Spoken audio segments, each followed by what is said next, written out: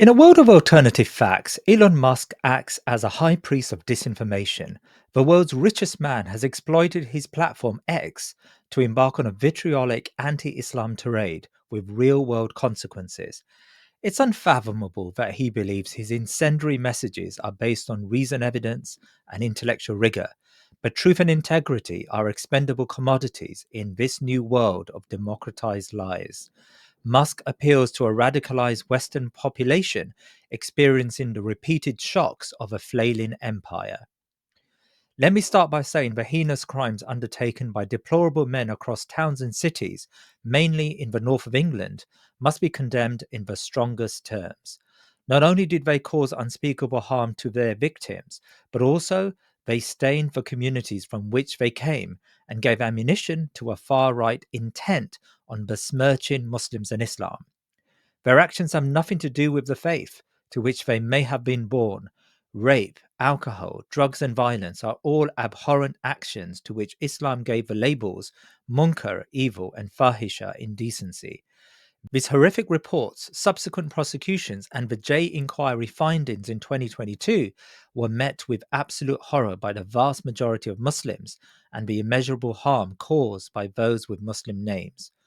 But Musk's cynical attempt this past week to resuscitate this story and the virulence of this attack has been jaw dropping.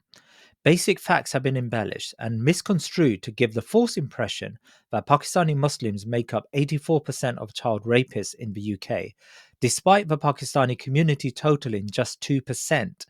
This figure has been previously debunked. It came from the discredited Quilliam Foundation, whose partisan report was denounced by academic Ella Cockbain as a shoddy pseudoscience, lacking the basic integrity of research. In reality, according to the Centre of Expertise on Child Sexual Abuse, British Pakistanis account for 2% of child abuse defendants.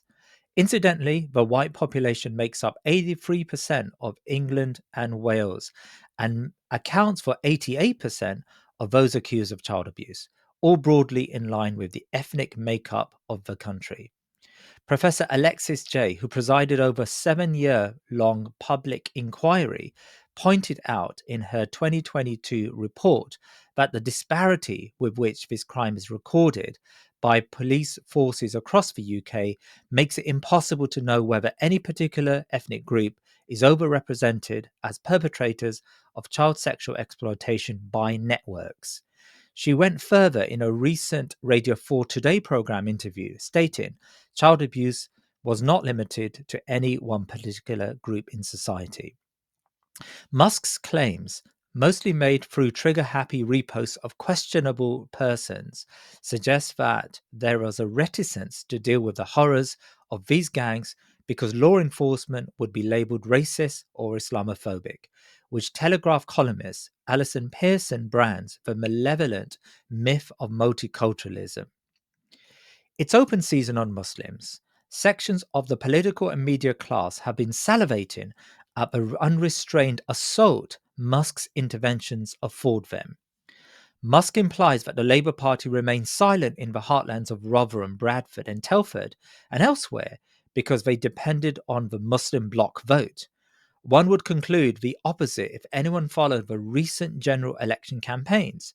Labour could not care less about Muslim votes, predominantly in its safe seats. For sure, there has been a horrid bloc vote, but its importance has been overplayed.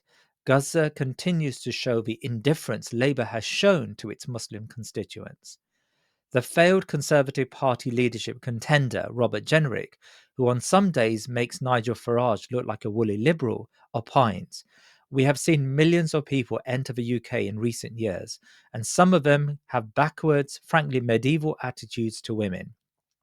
This is not merely a dog whistle. Jenrick is using a bullhorn.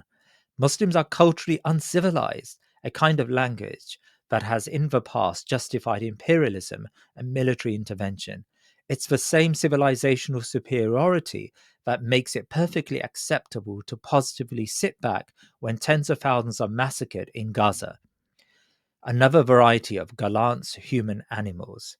Jenrick's party leader, Kemi Badenoch, in the Conservative Party leadership race to the bottom, said all cultures are not equally valid and that Western values are superior to others. At Prime Minister's questions this past week, she derided the all party parliamentary group's definition of Islamophobia, claiming incorrectly that calling out the identity of grooming gangs would come under its classification of Islamophobia, forgetting to mention that the APPG definition, albeit flawed, was the product of a collaborative effort by cross party parliamentarians, including her own.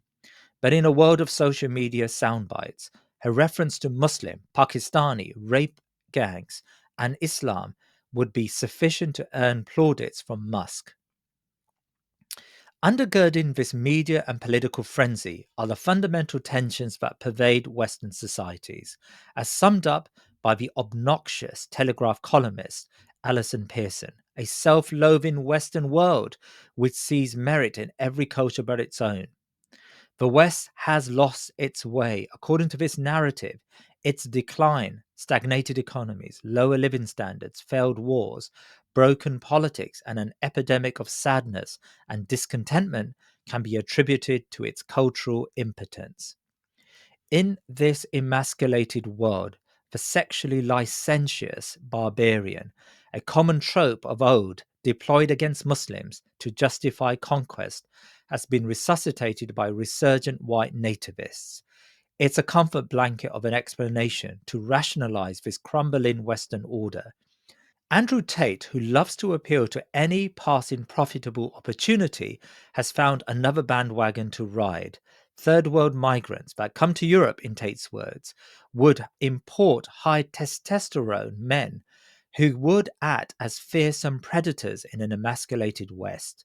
The language mirrors the great replacement theory, which positions migration as a liberal plot to consolidate a project to dilute Western civilization. Musk reeling from the backlash he recently received from the American nativist right when he called for an increase in high skilled legal immigration and reform of the H-1B visa, felt it necessary to overcompensate by unleashing his crusade. His language played to the Trump base by mirroring their talking points. The consequence is to make a particular kind of prejudice against Muslims an acceptable discourse. This past week in the UK, the so called Overton window has tilted towards the racist Tommy Robinson, who has now earned a Nelson Mandela like status in some quarters. The consequence is a frenzied, politicized, hate driven public debate that further pushes Muslim voices away from the public square. Decline is an ugly affair, and the decline of this empire, however slow and terminal, is leading to ruptures that require the othering of Muslims to give elites space to continue an economic and military order that feeds a few at the expense of the many.